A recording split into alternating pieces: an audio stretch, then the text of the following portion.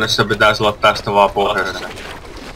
Joo, siis toi mikä reikä tuolla edessä näkyy, niin mun käsityksen mukaan niin se voisi olla se oikein kolo. Niin mäkin kuvittelin. Pistäis striippi pohjaan.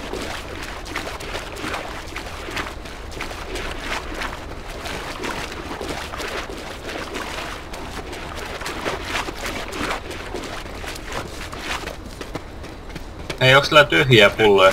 Oh, Täytetään ne. Mennään tonne puun luokse täyttämään. Joo.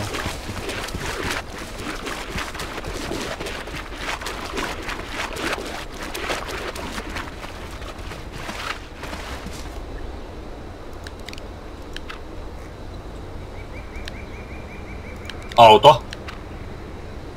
Se on varmaan Blazer. Poliisiautolla kukkulan päällä. Oh. Ja hyökkää, Tulee sieltä. Noniin.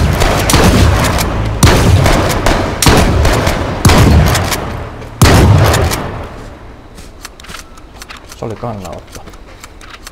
Vippessoni vois paikata, mä ammuin laukauksen suhunkin, kun Joo, en nähnyt nimeä, näin vaan auto ja joku hyppäsi ulos sieltä. Taitaa tulla takas. Puiden luokse. Otetaan ylämäkeen suuntaan.